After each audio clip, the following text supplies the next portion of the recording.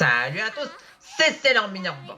Aujourd'hui, je vais vous montrer les moments les plus drôles de l'épisode 16 de Sailor Moon. Et cette fois-ci, je vais vous les montrer en vous les commentant et de vous montrer comment j'ai eu beaucoup de plaisir d'avoir revisionné cet épisode de mon dessin animé préféré, Sailor Moon. Dans cet épisode, Usagi veut participer à un concours de robes de mariée et que le premier prix est une cérémonie de mariage. Raya, qui elle aussi veut participer, deviendront des rivales dans cet épisode que vous verrez de bons moments comiques. Raya demande à Usagi de rencontrer sa mère, qui est femme de foyer. Et vous vous demandez sûrement pourquoi. C'est très simple. Raya veut sympathiser avec la mère d'Usagi juste pour qu'elle apprenne de coudre une robe de mariée. Elle commence par lui prétendre qu'elle est une amie proche d'Usagi. Et Kuko, avec un gâteau qui était pour sa fille, lui donne en lui prétendant qu'elle l'a fait elle-même alors qu'en fait que c'est un gâteau acheté. Oh, la vilaine menteuse!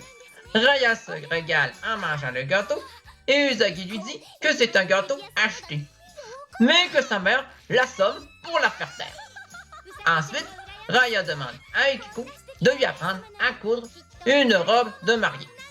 Mais Ikuko ne sait pas coudre, ce qui met Raya en colère. Et elle commence de se disputer avec Usagi et que c'est un moment qu'elle commence de faire compétition, que c'est un passage qui est vraiment à mourir de rire.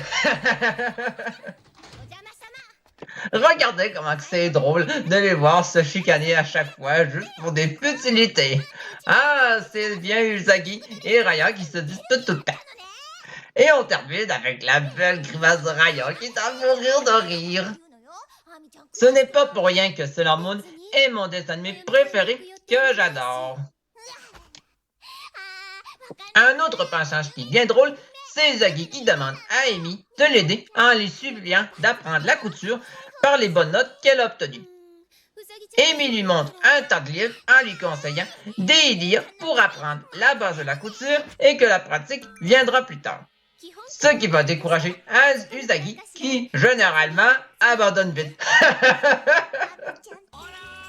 Raya, de son côté, se fait poursuivre par son grand-père qui a volé le kimono de robe de mariage de location du sanctuaire. Elle se cogne après Amy. Après, son grand-père pense que sa petite-fille voulait se marier en cachette. Raya fait son hypocrite en prétendant qu'elle ne voulait pas participer au concours de mariage juste pour ne pas se faire gronder par son grand-père.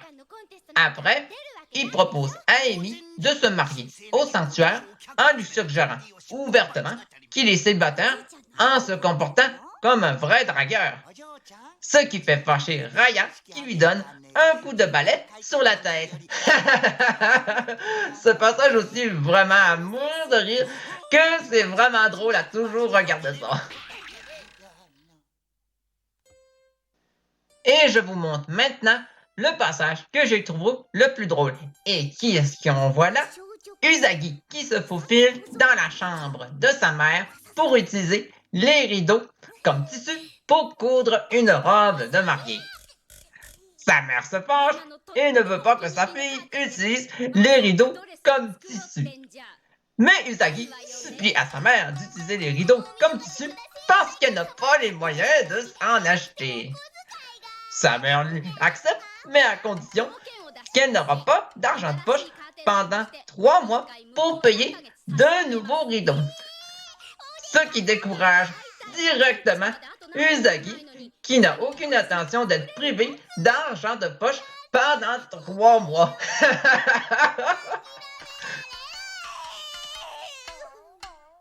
J'ai beaucoup ri quand Usagi s'est piqué les doigts en essayant de coudre une robe de mariée et que Raya s'est moqué d'elle.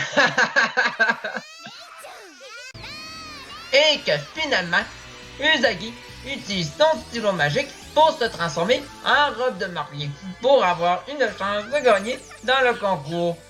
Mais Amy et Luna la ramènent à l'ordre pour lui rappeler qu'elle doit s'en servir pour sa mission, pas pour remporter le concours de robe de mariée. Ça, c'est bien Usagi. C'est pour cela que j'ai toujours autant de plaisir à regarder Sailor Moon, qui est mon dessin animé préféré, que ce soit de mon adolescence jusqu'à aujourd'hui, et que je m'en prends du plaisir de vous partager cette passion en vous montrant diverses vidéos de la série. Et donc, pour conclure cette vidéo, je vous montre le combat contre le monstre de cet épisode, qui est vraiment épique. Et un petit détail que j'ai marqué, c'est que généralement, Sailor Moon joue souvent le rôle de la demoiselle en détresse pour soit se faire secourir par Tsubsadomate ou ses coéquipières.